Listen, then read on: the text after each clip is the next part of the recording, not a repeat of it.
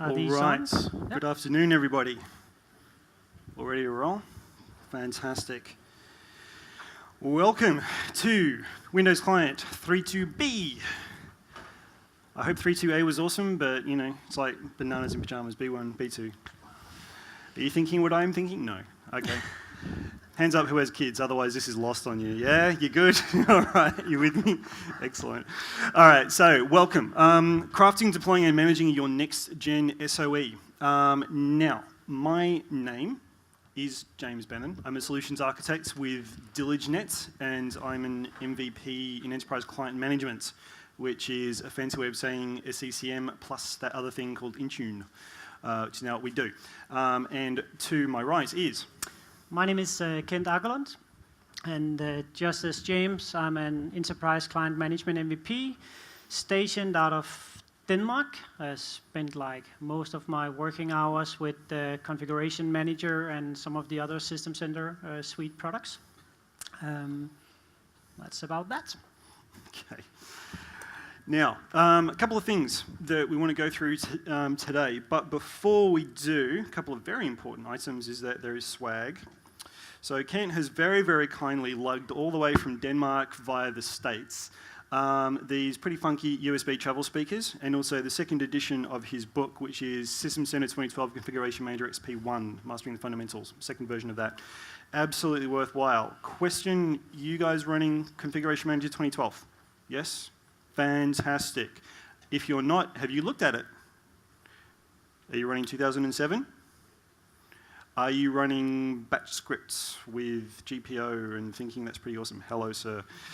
All right. So there's a lot of concepts in this presentation, which, as you would expect, is going to be focused strongly around what we can do with Configuration Manager, because Configuration Manager is the magic glue which will hold together your next-gen SOE.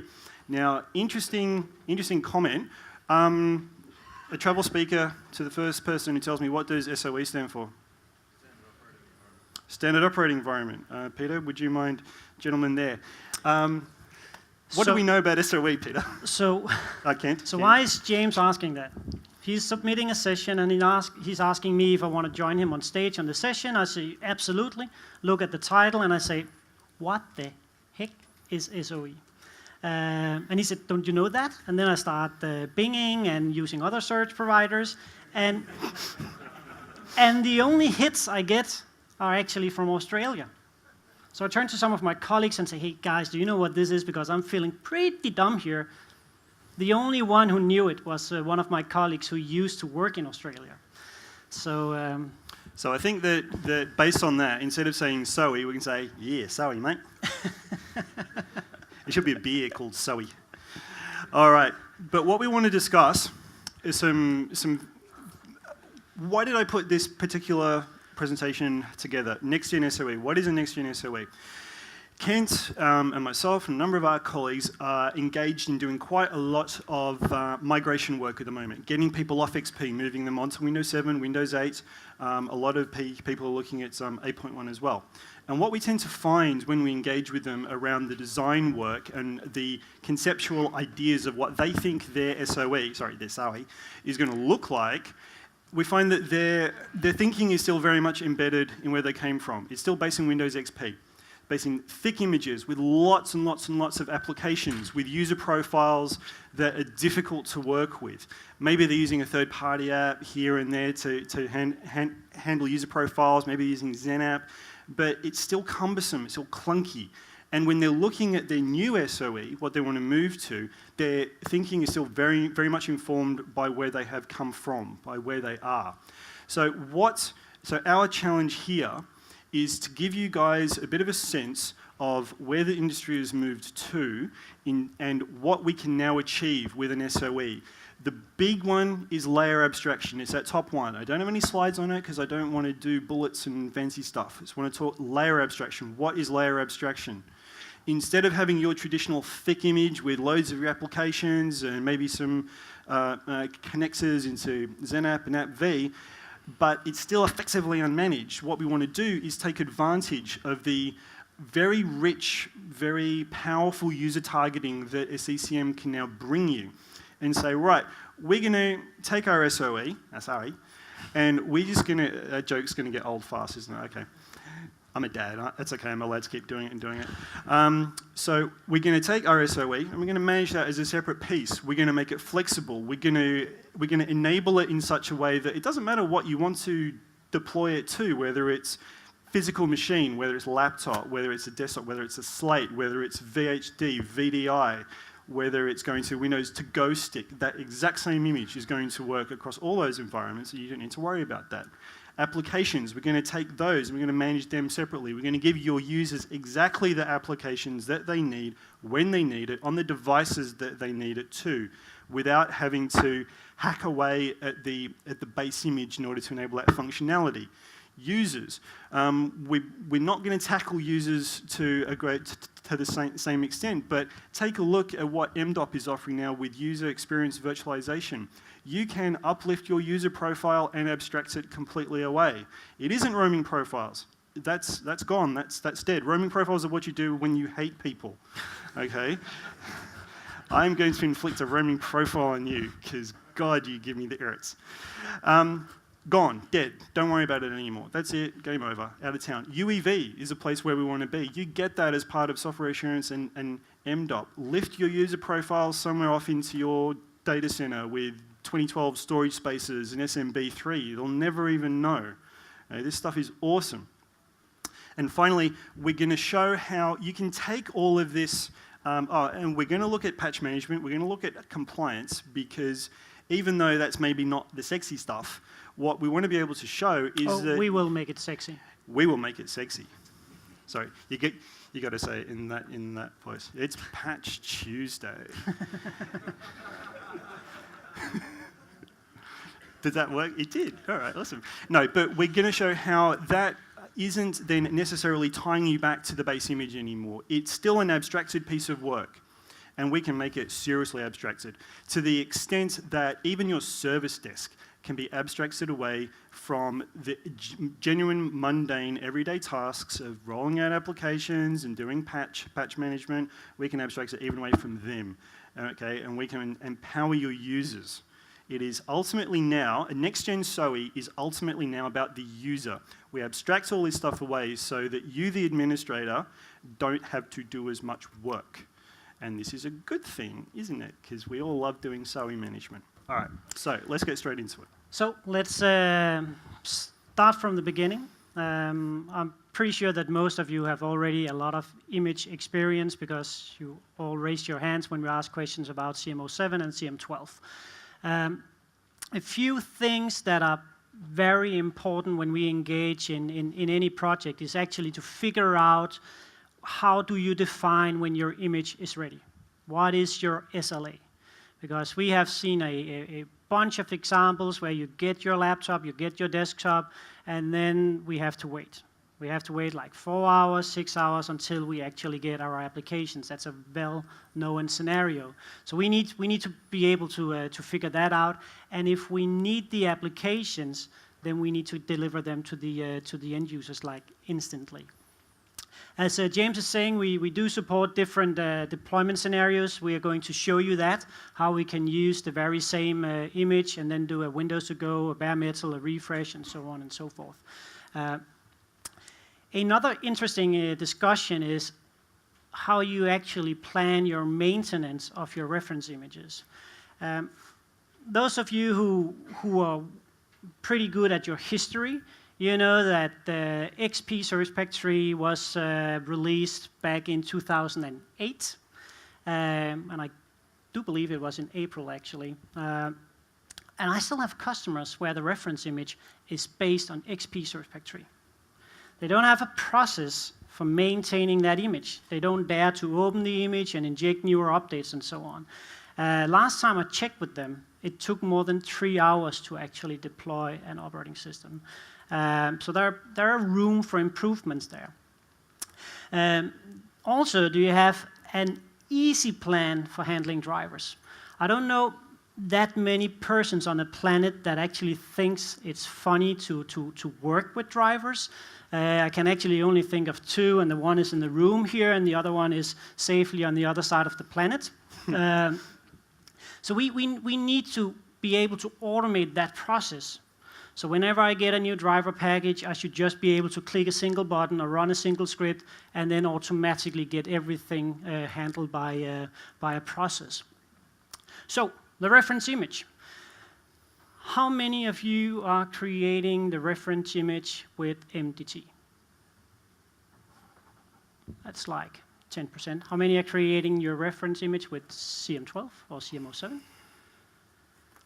Okay, so some of you are not creating reference images at all. that's pretty interesting. My take on this is that we have 4 different scenarios, and seriously, I don't mind which of those scenarios to create your reference image that you're actually using. You need to know the pros and cons for the different scenarios, and you also need to figure out how often you're actually going to create your reference image. I know of customers who are doing this like once a month, and that's pretty okay if you have the time to do all the checking and all of that. I also know customers who are only doing it like every 6 months, which is, to me, not super okay. I usually recommend 4 times a year to keep our deployment as secure as possible and also to keep our deployment time as quickly as possible. When I say that I see we have 4 options, then it's because your level of automation kind of determines 2 of them. You can do everything fully automated with either Configuration Manager or with MDT. And you will hear lots of MDT experts saying, well, it's super fast, it's better with MDT, and so on and so forth. And you will hear a lot of Config Manager experts saying, sure, but we don't care if it takes 10 minutes more, it still works, and it's still pretty efficient with Configuration Manager. Then you will also hear persons saying, I don't want to fully automate my reference image process, because there is some stuff where I need to stop up and do some manual stuff. It's not super okay if you have to do a lot of manual work, but there can be scenarios where you're actually forced to do that. And Config Manager offers you that opportunity, not right out of the box, but if you go in and kind of create your own task sequences, then you can easily do that. Like MDT, Ken, yeah. Sorry, mate. When you go into customers and you have that conversation with them about all the various options, what are some of the things that they tell you which inform that decision? Because obviously it doesn't help to say, you can do anything, now go away and make up your mind. What do they say? Well, we want XYZ, therefore this is a good option for us. So it really depends. If the customer has a high knowledge of either Configuration Manager or MDT, they're capable of doing the automated builds, because if they need to change something, they can go in and do that. They can go in and make customizations, they can create scripts and so on and so forth. But if they're not that super good at the products, then a lot of my customers actually think it's nice to stop up in the middle of the process, do some stuff, maybe go out to Windows Update or whatever, and then continue the process again. And both methods are, in my mind, okay, as long as it's working for the customer. I've seen some fully automated installations where after the consultant left, nobody knew how to go in and make changes, and everybody was kind of afraid to do that. Hands up if that's you. No one. No, I actually saw some people nodding. So no, they were just going. Another pretty interesting example is the use of indexes. How many of you in the room are actually using indexes in your image today? Single person, 2, 3, 4, 5? 5 persons. We, and when I say we, that would be me and my colleagues, we are actually using indexes a lot of times at our customers, because what we can do with an indexed reference image is we can say, the very first image that we are going to capture, we call it our raw image because it's not sysprepped or anything like that. It contains the entire build with all the updates and so on and so forth. So once we have captured that, we will just go ahead and capture it again. But this time we will detect that we have a specific file on the reference image, so we are going to sysprep it. The magic of that, or the benefit of doing that, is when we start deploying our reference image number 2 and 3 and 4 and so on, it's the same WIM file. So if you have a lot of remote locations and you have very poor bandwidth, that can actually save you a lot of time. So instead of replicating the entire 5-6 gigabytes every time, we can actually do with just maybe 200 or 300 megabytes. And that's a huge difference. I'm not saying we're using this everywhere, but it's definitely something to think about. And the other one, how many of you are using, those of you who are using MDT, how many of you are using the suspend feature? Just a few of you. It's disabled by default, but what you can do is very easy to go in because the step is already there. Just enable the suspend step. So what we will do in the process is we will actually give you access to the desktop so you can go in and do some stuff. And then there is a shortcut that you can just click on when you want to carry on with your deployment. Again, it gives you a little control of the process. It's not fully automated, but we can definitely do that if you want to. So, demo image magic. You want to start? Yes. Guys standing up, there are actually a few seats up here. If you want to come up, we can wait for you if you want to grab a seat. No, you're okay. You're looking to make a fast exit. As soon as the demo fails, we're out the door. That's it. Gone. And you don't have to hold your questions back. So if you have any questions, just go ahead and interrupt us. That's pretty okay. Absolutely. And don't forget the swag. So questions equal swag.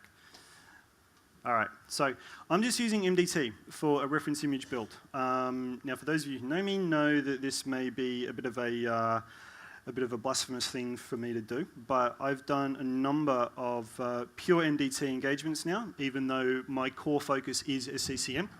And look, I really like using MDT. It gives you a level of control and finesse that I really do enjoy using.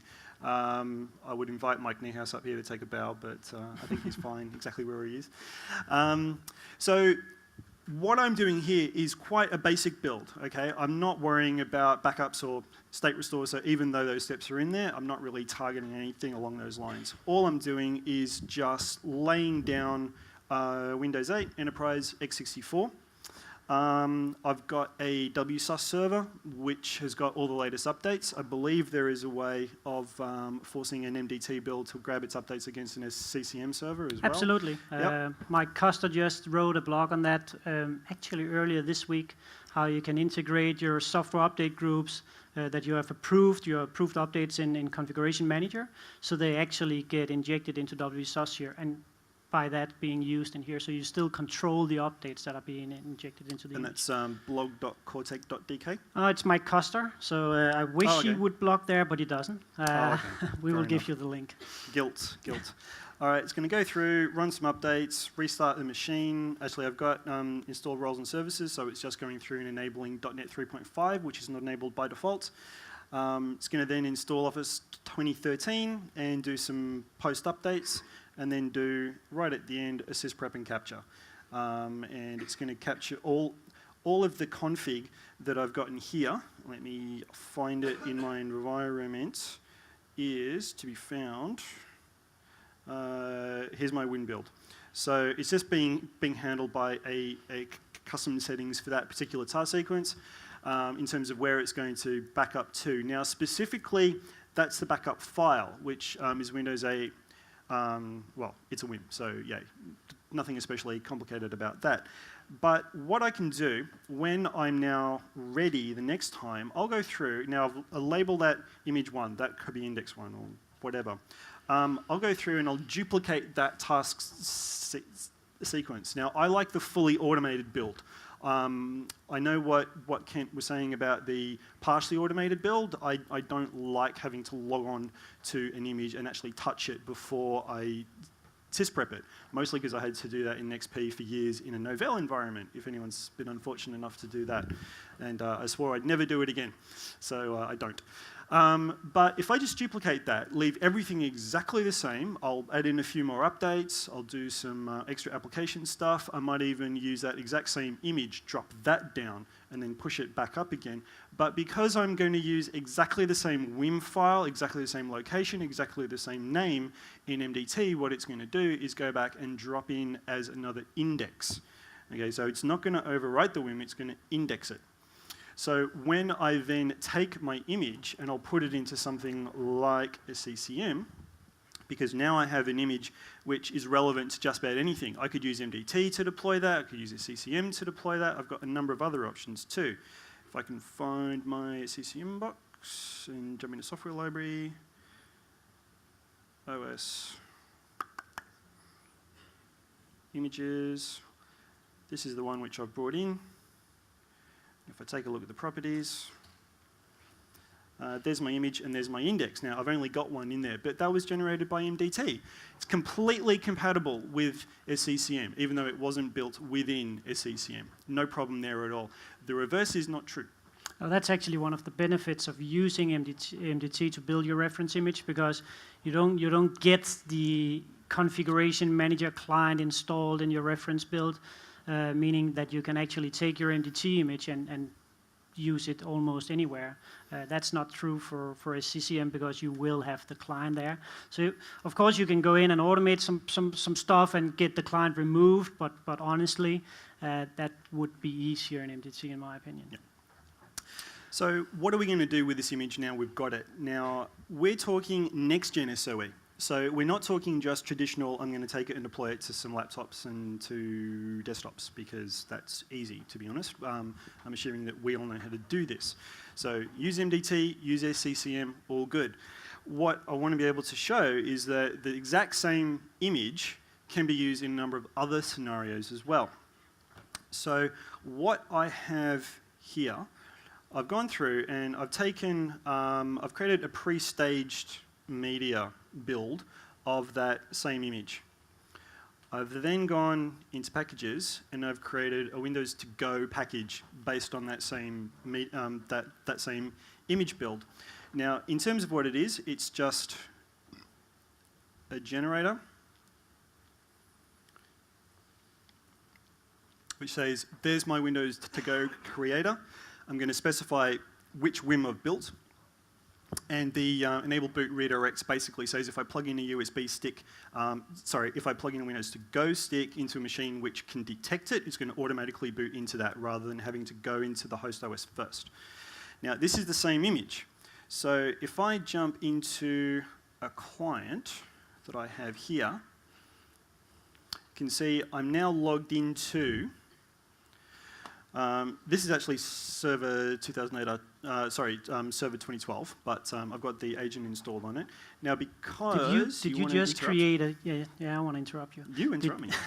Did you just create a package that ended up in the app catalog? I did. So if you create a traditional package, so this is a 2007 style application, except we don't call them applications anymore, we call them packages. So don't get confused between applications and packages. Yeah, all right. When you create a traditional package within SCCM 2012 and you deploy it to users and make it available, it will appear in the application catalog.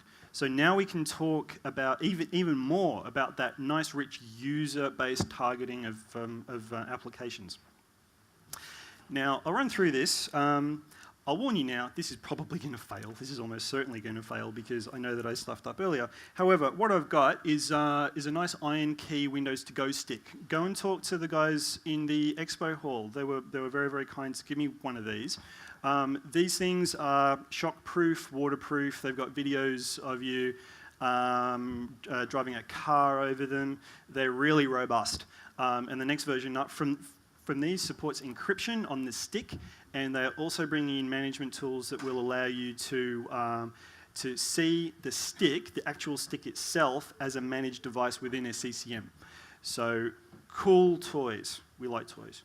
So I'm going to put that in a client. It's not going to show up, and I'm going to say install. And yes, I wish to install. Yeah. All right. That's exactly what I expected. No problem. What it would do, so the package is just a Windows to Go creator with a Wim. It's going to drop all that down, fire up the Win to Go creator, find my Windows to Go stick, and deploy it on there. And now, as a user, I've been able to create my own environment based on an enterprise Wim which someone else has done within MDT. It's the same image, no other changes. I can also do something quite funky in SCCM 2012 R2.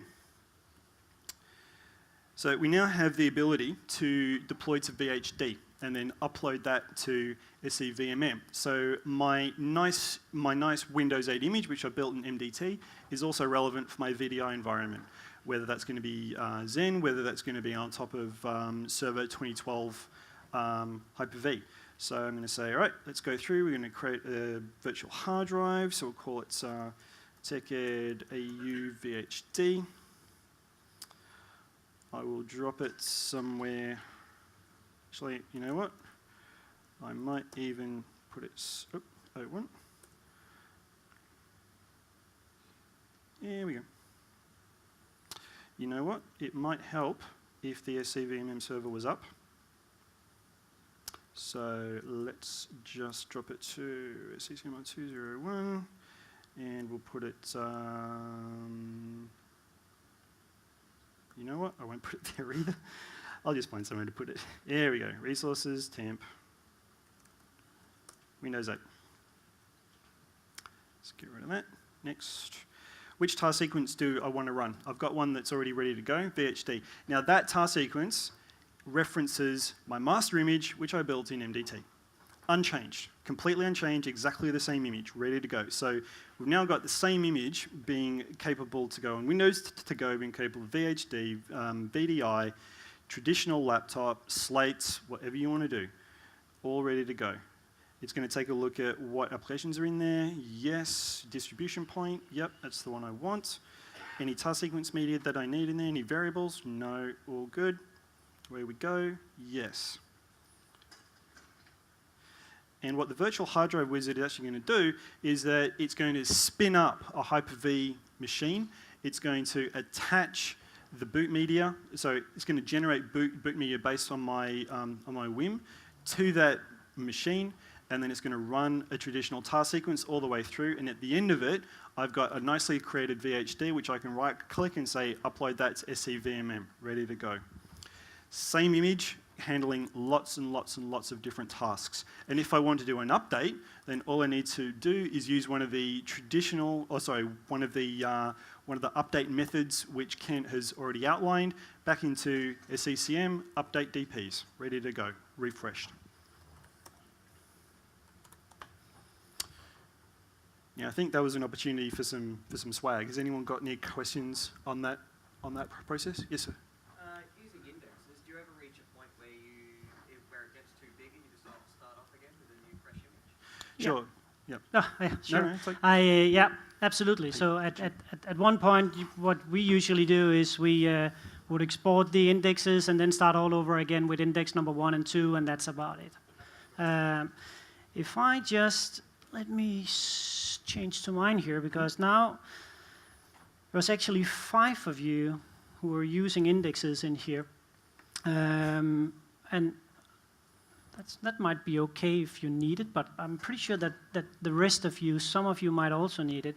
What I have here is a 3-step task sequence. So I have a traditional build. It will just do a build, nothing fancy. Here's your operating system. And then what we are doing in order to create the index, we have this capture task sequence. It has a few steps in here. The first step, my sysprep, it will just check and see if a text file exists. But I just built my my reference image. There is no such text file because it's just a text file that we will invent. So it will pass the first group in here, and then it's going to start up in WinPE, use the toolkit and gather, and then we're going to capture our image. So once we have done that, then we will go in and add the sysprep.txt file. So now we have index number 1 with most of our stuff. just spin up the very same task sequence again, and then it will figure out, okay, you actually do have the sysprep.txt file right now, and then it's just going to capture the sysprep index. So now we have index number 2. And some of you might be wondering why, and how. I was wondering why. Yeah. I was wondering why. And why this can be actually a good idea. Well, it can actually be a good idea when you kind of get to index number 5 and 6, and instead of really have to redistribute all 5 or 6 gigabytes again, you're just redistributing 200 megabytes. And you have to do that to Africa and all sorts of places where we do not have a 100 megabit connection, like we have in almost every house in Denmark.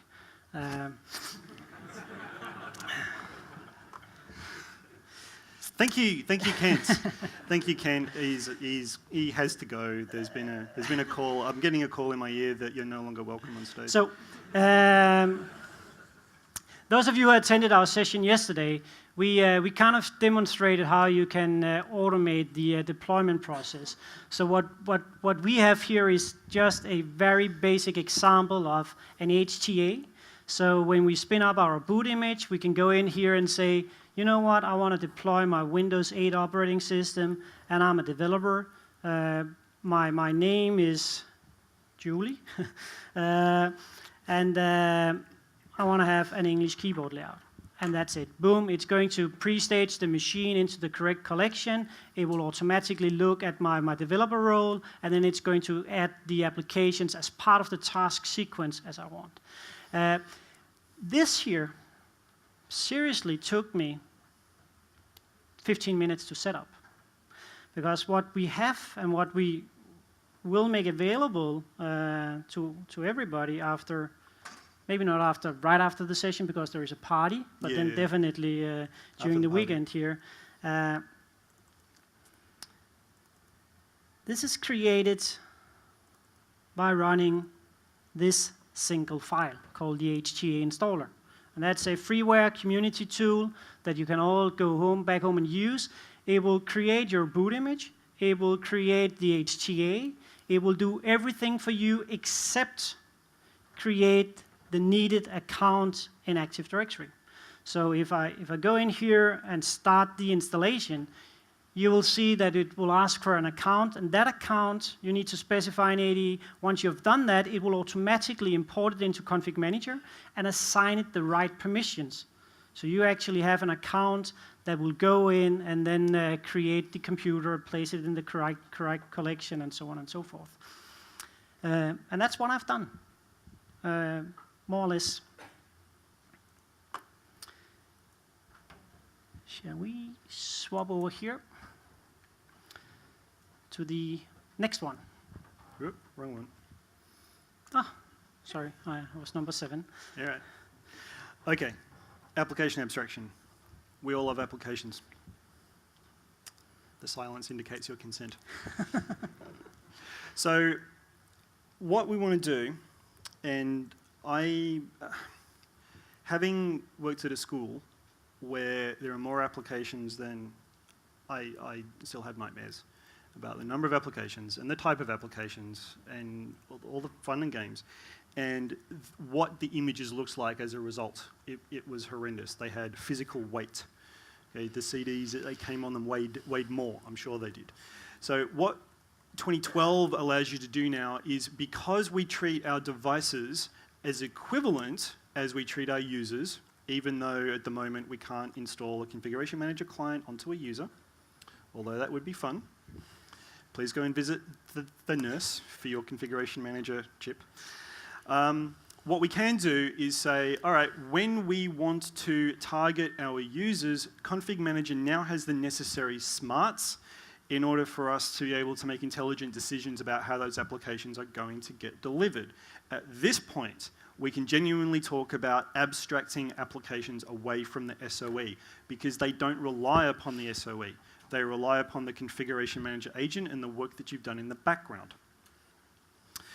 User-centric application targeting is now what it's all about, giving your users the ability to go and self-provision applications. And Kent's got some seriously awesome stuff which we're going to show very, very soon. I've got some awesome stuff too, but Kens is good too. Leveraging application virtualization, whether that's AppV or whether that's XenApp. Now, I don't normally spruik third-party stuff, but Citrix have written a connector for XenApp 6.5 into a CCM 2012. You can deploy XenApp application deployment types from a CCM. So why not just do everything in one management framework? It makes sense. Why do we use AppV? Because now we can lift an application off the SOE. Who's tooled around with AppV 5? Yeah? And who loves it much better than 4.6? Yeah, everyone. Same hands. It is awesome. What you can do with AppV 5 just rocks.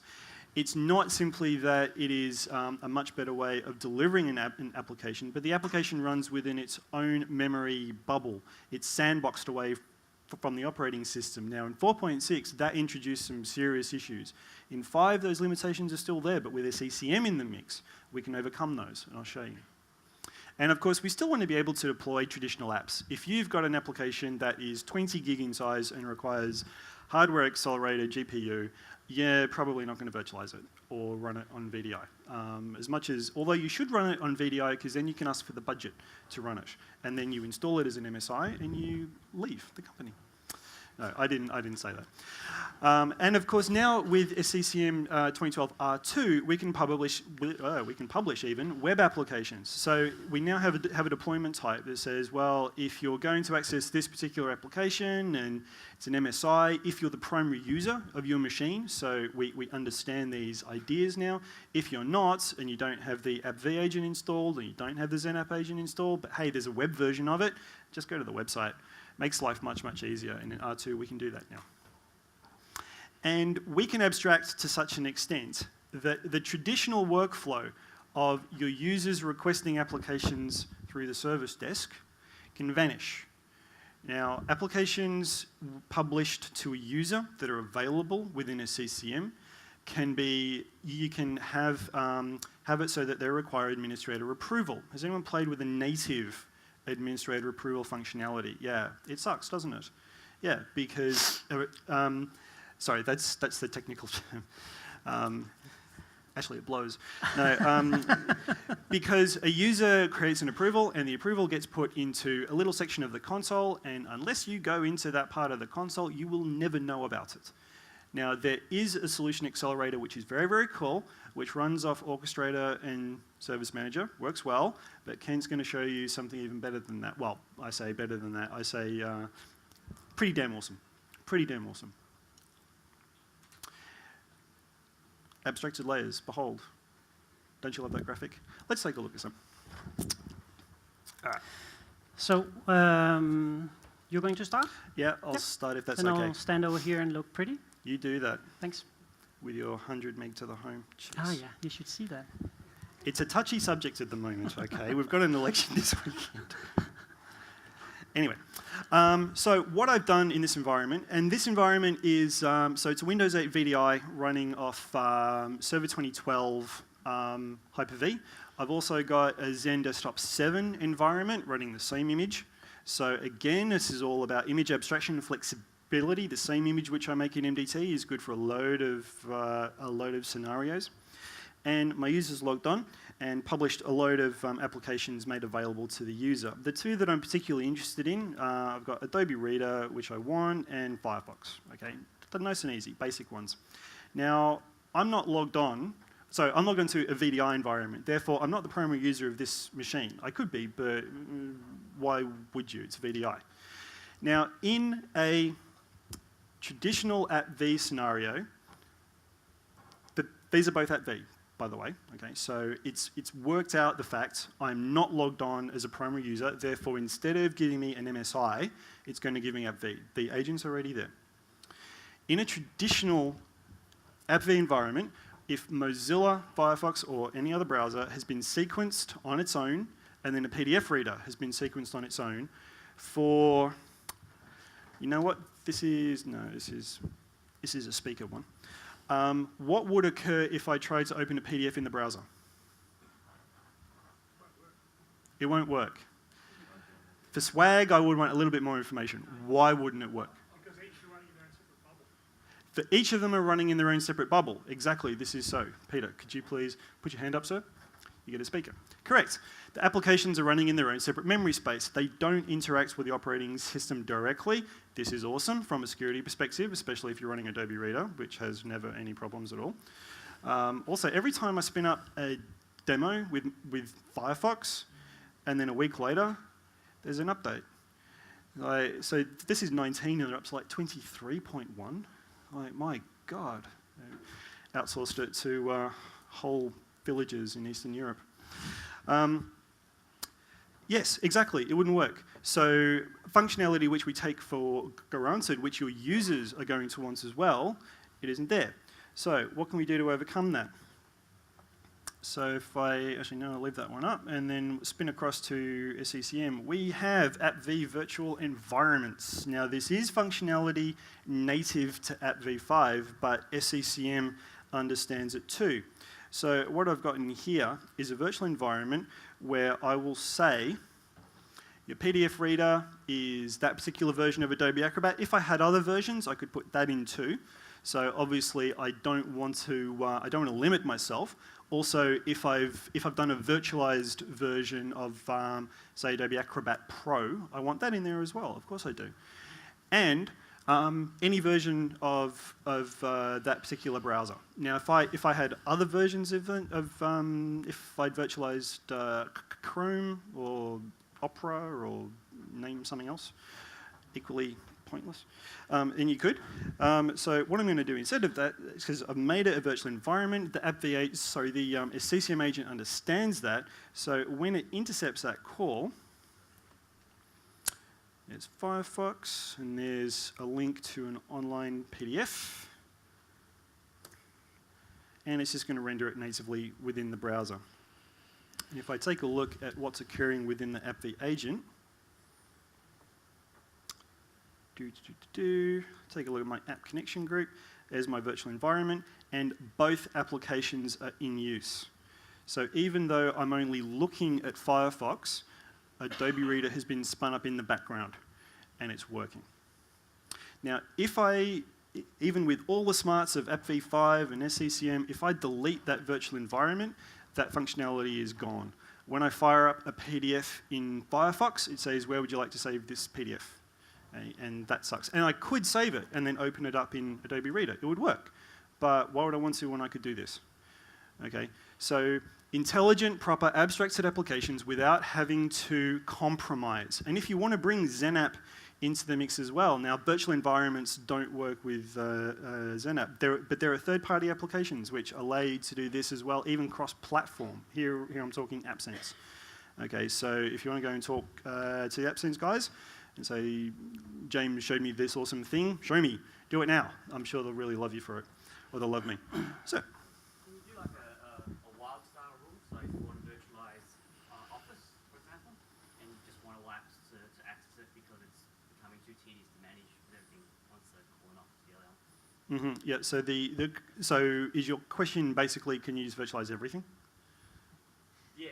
But Yeah. can you crack the rule? So I'm specifically selecting Office to say this one I allow it to cooperate with any other app. Oh, I see. Sure.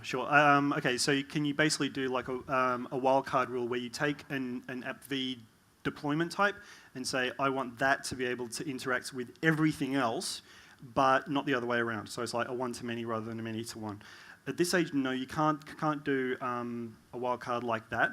You can, however, you can create multiple virtual environments where the same application is present in all of them. Yeah, I was trying to minimize the management. Fair enough. However, PowerShell.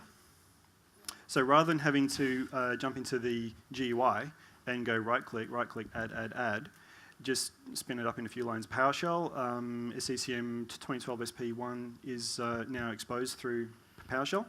It always sounds slightly creepy.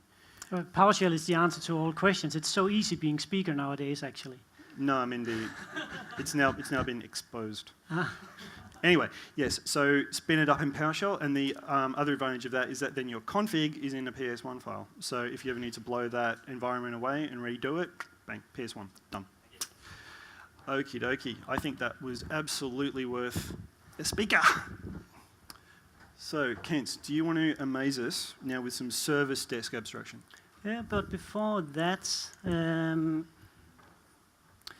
I briefly mentioned drivers when we talked about the images, and while James were talking about the virtual environments, I ran this PowerShell script here that is also a script we have on our blog.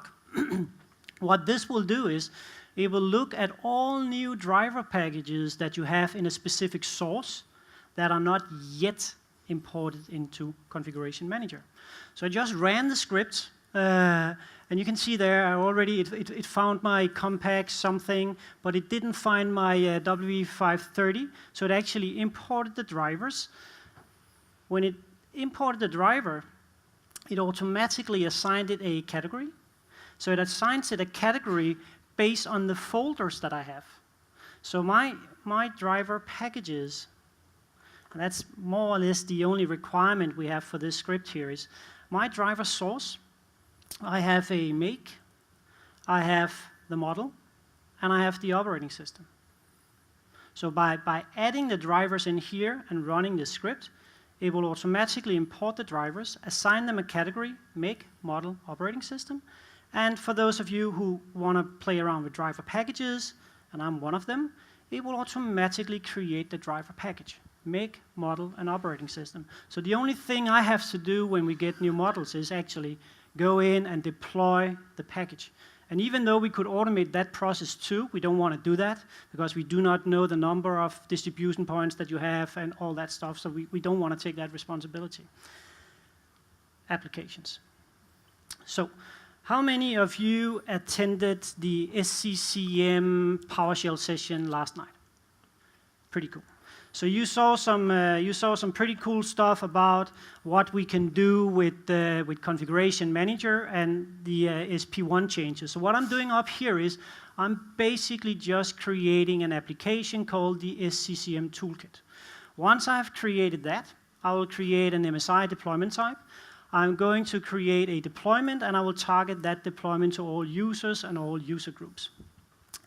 It takes a few seconds, which is why I'm talking very slowly. When I go back in to my software library, then there is nothing fancy with the toolkit in here. It's just a traditional package or application. When I do create, or when I go in and have a look at my deployment,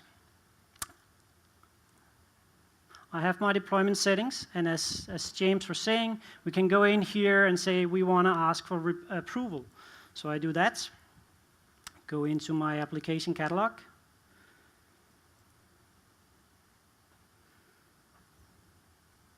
here I have my toolkit, and I can now request my approval.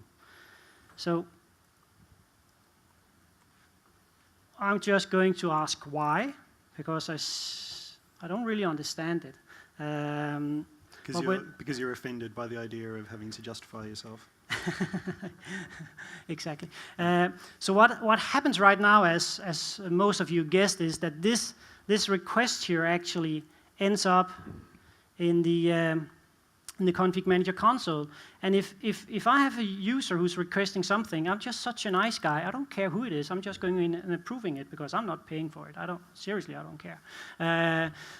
But it doesn't really work that way in an organization. And if we have Orchestrator or if we have Service Manager, it's super, super cool.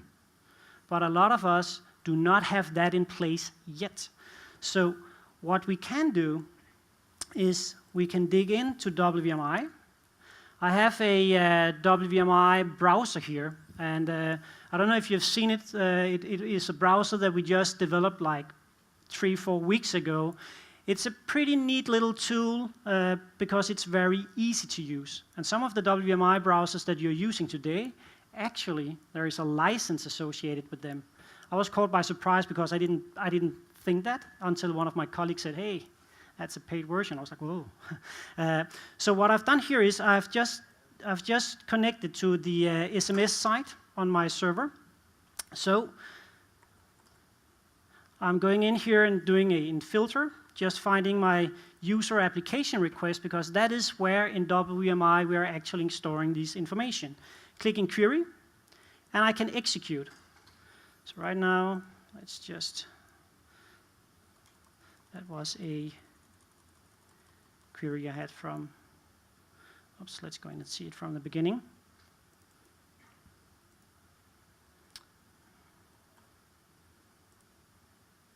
There you go.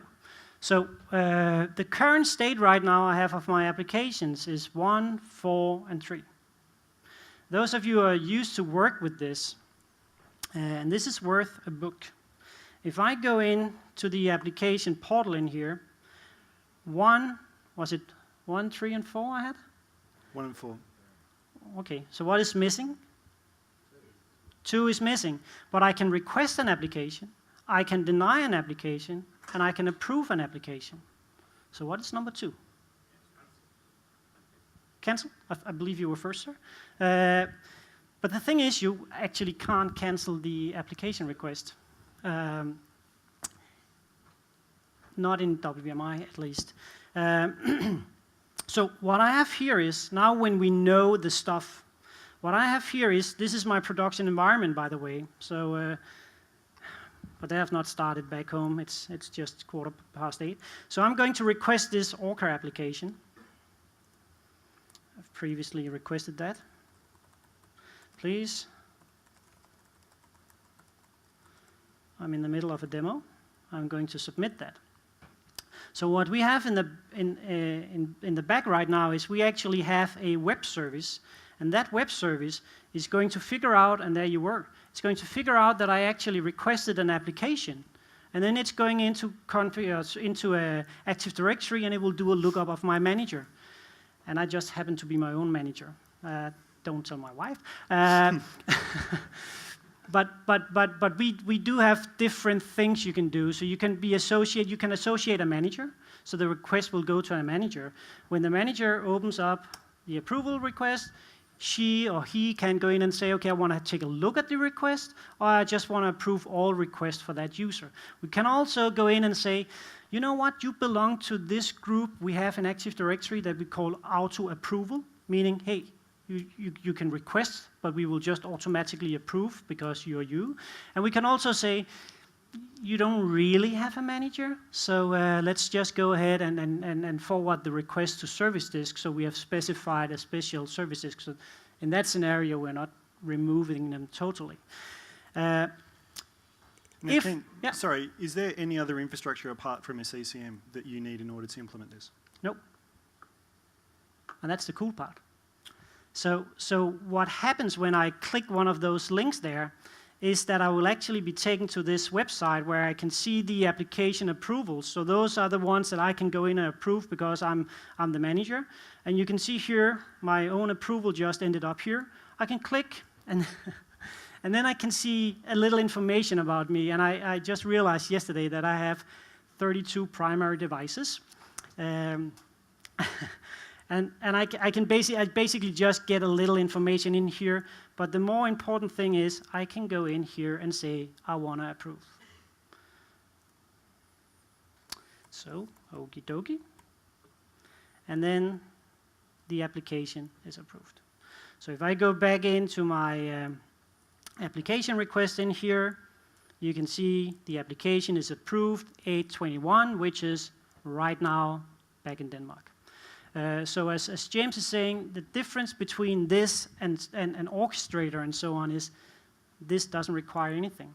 So we will give you an installer, and then you will go ahead and set it up in your environment. You do need to go in and configure the groups. So the group that will be sent to service disk, and the groups then the auto approval groups, and so on and so forth. But this is all just using the information we know we have in WMI. So that's pretty cool.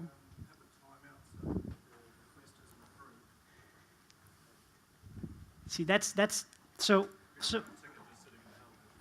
So the question is, do we have a timeout? So if I'm sending something and James is my manager, could be fun, and he's most likely. Why is everyone laughing at that? I could be his manager. No, he's older than me. Yeah, I don't think it has anything to do with age, but what we can go in and configure, and I didn't mention that, is if he does not respond, then we can actually forward that to service disk.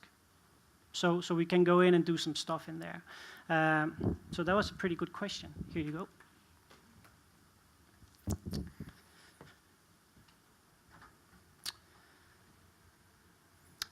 Seven. All right. So we've had some awesome applications. Now now remember, we were going to make this sexy, okay? So Kent, you're up. SOE patch management. Tell us. This got to be one of my favorite topics because, believe it or not, I still run into customers that do not patch. And they have all sorts of excuses to why they do not patch. And seriously, all of them are equally, can I say dumb on stage here? Yes. They're equally dumb. Some are patching, some are just auto-approving everything. That's might be okay if you know that when you're doing that, there could be some patches that actually do cause a blue screen of death and you're willing to go around on 1,500 devices and fix that, then I'm totally okay with that. Commonwealth Bank. How many in here are still using a standalone WSOS solution? Some of you. That's pretty okay. If I ask the question why you're using that, I'm pretty sure that most of you would say because of the simplicity. It's very easy, and I totally get that. Sometimes, however, when I go to a customer and they say, hey, we have WSOS and do you want to see it? And I say, honestly, no. but then I take a look anyway and I just see a bunch of group policies. Some group policies were created like years ago, others they do not know why they have, and if they remove one, suddenly 100 servers are just booting Monday morning. So in my opinion, we are lacking a bit control in here. Patch management, how do we define that? Well, we need to have some vulnerability intelligence information. Luckily, both with WSOS and with Config Manager, we have that for some of our patches. We also need to be able to do a vulnerability scanning, meaning that we need to be able to detect if a client is missing a patch or not. It's not rocket science. We also need to be able to create the patches if they're not created automatically by Microsoft. And most of the patches are, but not all patches. And then finally, you need to be able to deploy them, and that's where we are using Configuration Manager or you're using WSOS. See, this is pretty easy when you have your WSOS updates. Because the WSOS, the Windows Update agent, will automatically detect and perform the scan and all of that. No problem. But how about your MSU updates? How many in here have reporting? How many can actually go in and tell how many MSU updates you have on your machines? That's 1, 2, 3, sort of, 2.5.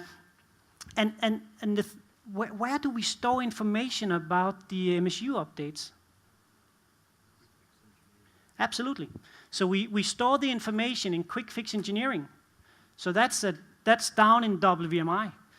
Do we collect that information by default in SCCM or in Config Manager? No.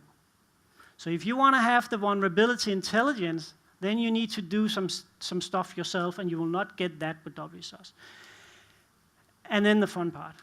The third-party updates. How many in here have a process where you actually can go in and patch your third-party applications? That's like 10 of you.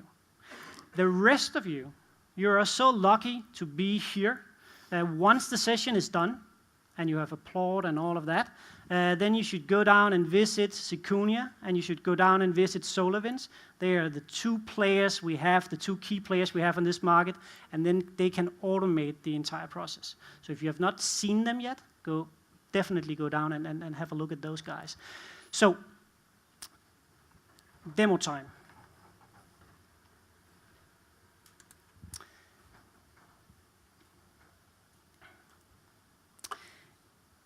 I'm up here. The first thing I often hear when we are talking about software updates is it simply takes too long. It's too complex. There are too many steps that I need to go through. And if you do everything manually every single month, then yeah, you're absolutely right. But if you use PowerShell and use some of the tools that will again be available after this session, then you can actually create most of your deployments in less than 5 minutes. So what I have here is I have cheated a little bit. I have my software update group for my Patch Wednesday updates. Is it Tuesday. yeah, but No, that we kind of discussed that. Wednesday, but we call it Tuesday. You call it Tuesday, okay. But of course, it's my Patch Tuesday updates. Actually, we call it that time of the month. Oh, where did the booze come from? Jeez. So That was a Tony Abbott joke, by the way. So what I have here is absolutely nothing. I don't have any deployments, I don't have anything. The only thing I have is my software update group, and if you do not know how to create that, I will be happy to kind of demonstrate that in a few seconds. What I have up here is a update manager. So what I will do here is I will create the deployments that I already know of. So I have for this to work, I've already created a bunch of templates. So I have templates for my pilot environment. I have templates for my automatic servers that I can patch and restart in the middle of the night, for my manual production, and so on and so forth. So it's actually going to list those templates. I'm going to add the templates that I want to make use of. This is why it takes me like 5 minutes.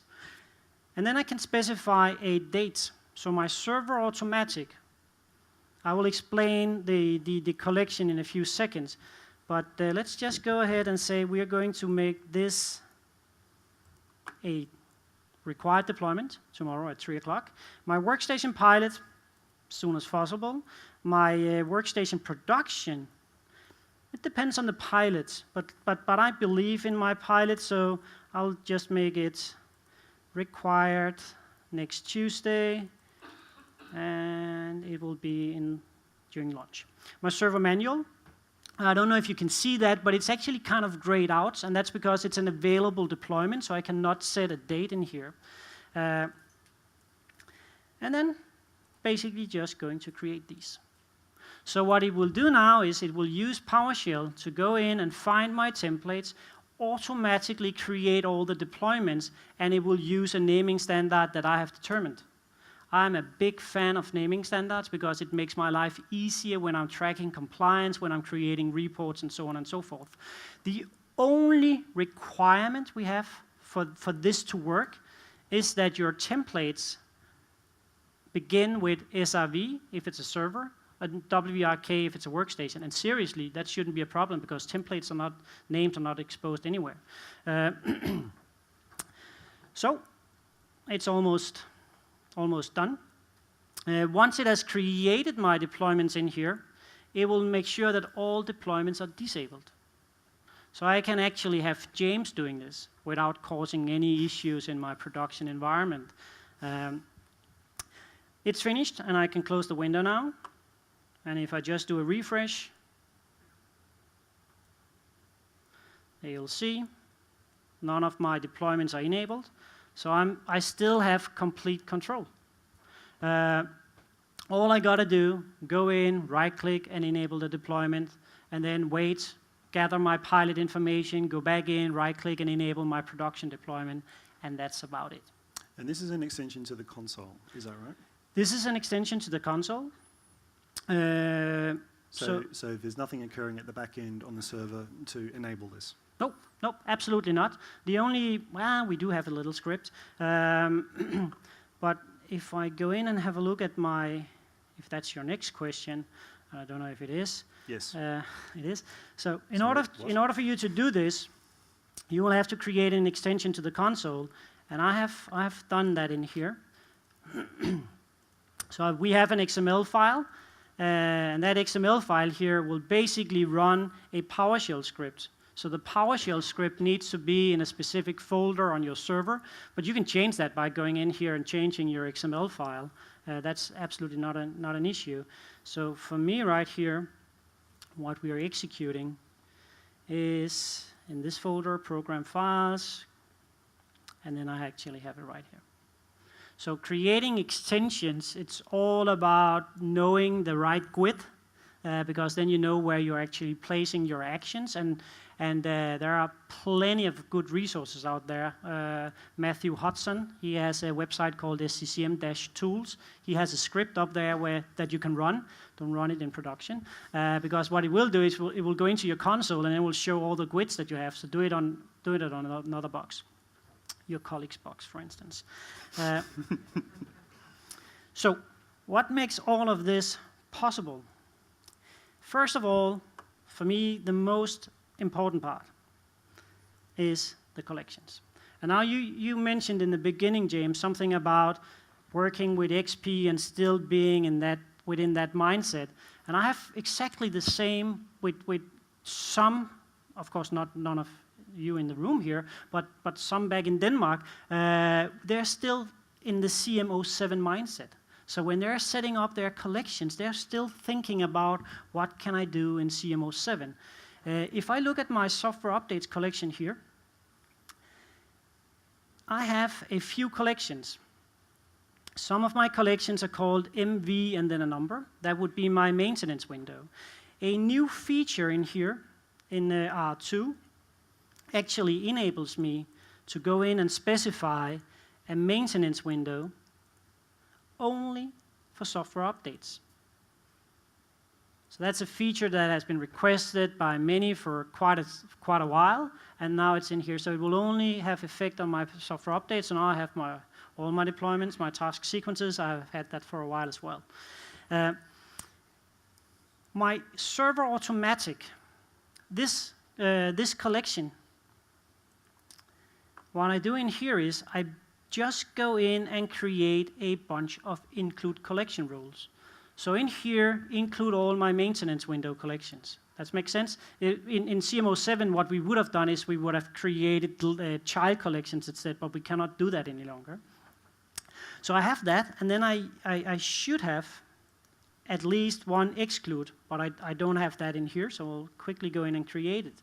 Because for every feature we always have, for whatever reason, some devices that we do not want to include in an automated process. So I have a collection that I call software update management excluded. So easy for us to control it now. I don't have to add that to a specific OU if it's WSOS or go in and work with permissions and all of that. Just create and exclude it. Then I have my manual, no hocus pocus there.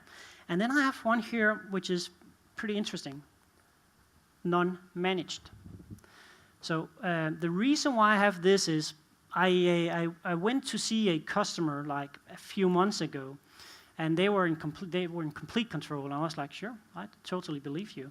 And then they realized that they actually missed a few servers after a patch deployment. And I was like, okay, how many servers did you actually miss? Just 2, 3, 4, 5, or something like that. And I said, you know what? I think what we should do, and we can do this in like 10 seconds, is going in here and create a collection that will list all your non-managed servers. And this is not rocket science.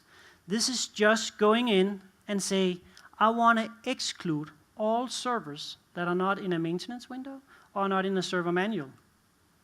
And he said, oh, you don't have to do that because it's only those 5. We found 72 servers. I had a hard time controlling my smile, but instead I said, oh, it happens all the time. And then I told you, oh, I'm a nice guy.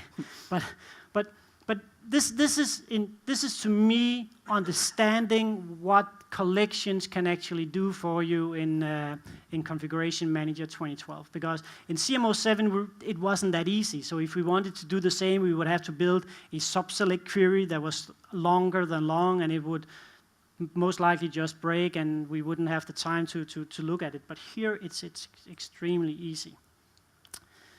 So how are we on time? We don't have a timer up here. We've got about 10 minutes. 10 minutes? Yeah, at the most. Just under. Okay. Any questions? Yeah.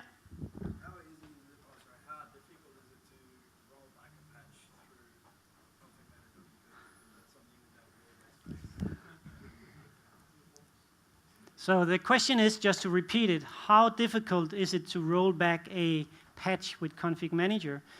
And to be honest, there's really no way you can do that. However, if I go in, see here if my it's a PowerShell script called update CV /leave.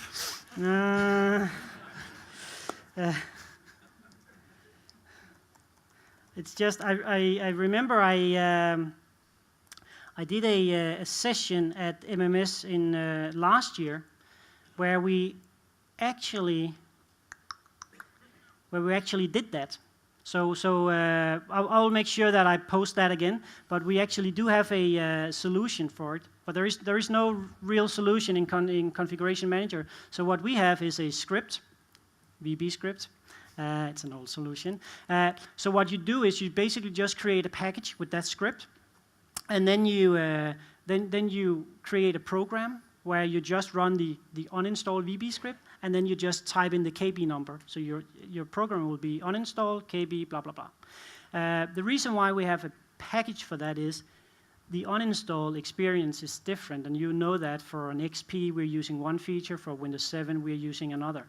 So the script will automatically detect the operating system and then use the correct method to do the uninstall. However, it works for a lot of updates, but we have also seen updates that we cannot automatically uninstall that way. But I will make sure that we post that one again. So if the script gives you an exit code, well, it's been a year and a half since we used it. To be honest, I do not remember, but usually we do create pretty nice scripts.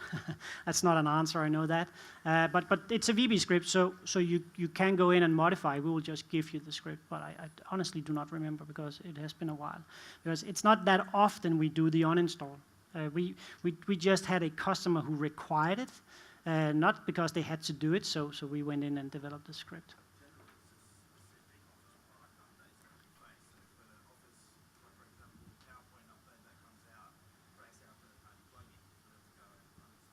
Exactly. So just to repeat, I mean, we can have done all our pilot deployments and all of that. Everything is good, but then you have an Office update that deletes a file association or something like that. I mean, apps I've seen that several times, definitely. And there we have our electronic timer saying 5 minutes. Hey, the sign's laminated. It's pretty good. So one more thing I just want to show you that is new, or two things that are new in here when it comes to well, our automatic deployment rule. When I click on my software updates, in here, for those of you who are unfamiliar with automatic deployment rules, in here you can go in and say, these are the criteria. I don't want to see Itanium updates. I don't want to see embedded updates. And then you click OK and start downloading the updates. And I've done that several times. And one time, at a customer with 130 distribution points, I missed this one here, date released. So I can tell you, if you do this with all security updates, all critical updates for a lot of operating systems, it's going to download approximately 800 updates, and then it will start distributing them to all your distribution points. It takes a little while, and the package is more than 20 gigabytes, and you go like, damn it. I was lucky enough to that is our electronic time, see? Not that we don't trust you. I was lucky enough to go into a log file, and that is the final question. That would be worth a book. So what log file would you actually go into and check in Service Pack 1 to see how many updates you're downloading? Because you can't stop the process if you did like I did. And I actually... That's actually not the one I'm thinking of. Patch down, that's pretty close, but at that point, it's already downloading the updates. But if I'm not getting any other answers, then that one is pretty close. So the right answer to the question besides patch downloader. That would be rule engine. In the rule engine log file, there you will see in the beginning it says, hey, you know what? I'm going to download this number of updates. 0 updates, 43 updates. So now we have a preview button in here where we can actually see that, so we don't have to go into the rule engine. For those of you still on Service Pack 1, and we all are because R2 is only out in preview, you can always go into Service Manager, Configuration Service Manager, and stop the rule engine component, and then go in and make everything right in here. So that was one change. I promise you 2 changes. The other one here is deployment package. So now you can actually go into your automatic deployment rule and change your package, which is kind of nice. Otherwise, you would have to use a PowerShell script to make the change. You could actually do that. You could use PowerShell, the native command, to go in and create a new software update package and then go in and manipulate with your automatic deployment rule. So with that, I just want to show one thing really fast in the 1 minute that we have left. So obviously patching is an absolute core component. You've got your flexible, awesome master image. It's being patched. It's being patched in such a way that it's not crippling you every single time. But your other thing, who is using compliance management in Configuration Manager? Not enough of you. Compliance Manager is awesome. It is absolutely fantastic, because why would you want to apply something once when you can have an agent do the heavy lifting for you and make sure that when you define a setting on your machines, it stays there. It gets remediated. It gets reported on it. For those of you who were seeing the OS X one that Peter and I did, it's exactly the same, but it's for Windows. However, this is not Compliance Manager. This is not Compliance Management. This is Microsoft Security Compliance Manager. This is a free tool. Install this on your CCM server. It needs a SQL backend, and this will download all the most recommended Microsoft recommended security settings for just about every single platform, every single role. Why is this awesome? Because we can take something like our Windows 8 Security Compliance Baseline, which has so many options, all of which you could set in group policy, no problem. And we have all of these funky export options. One of them here is the CCM DCM. So compliance management in 2012 is what desired compliance management was. The desired was very much, that was accurate, because it was a case of, you can hope. If you wish, have some hope. It's desirable, but it ain't going to occur. In 2012, we can do it. So what I can do is I can take this entire baseline and I can say, right, export into a cab, which I've already done, and there it is. And then if I switch back into my console and say, right, here's my baseline. I'm going to add this in. Let's bring it in, temp. There's my cab. Yes, I want to import. Go. This is everything that I want to take a look at. All these items, all these baselines. Drag that in. And I then have a choice. I can just deploy that directly against my environment. Maybe I'm just interested in seeing what the state of my environment is. My time's up. But the other thing that you can do, you can grab those same compliances and you export them as a GPO pack. What can we do with a GPO pack? We can deploy it as part of an MDT task sequence all the way back to the start. Our master image can incorporate GPO packs. You can even take your own GPOs, export those, bring them into SCM and merge them into your own customized GPO pack. And we're done. Take a look, there's our baseline, and we have lots and lots and lots of items, and I can do reporting, I can do everything. I don't even need to remediate if I'm not interested. I just want to know how good my environment is. This will let you do it. So Security Compliance Manager, download it, have a play. And with that, we are out of time. 7. So, thanks for coming. And remember to fill in the evals and it's okay not to be honest, as long as you're gentle. No, generous, be generous.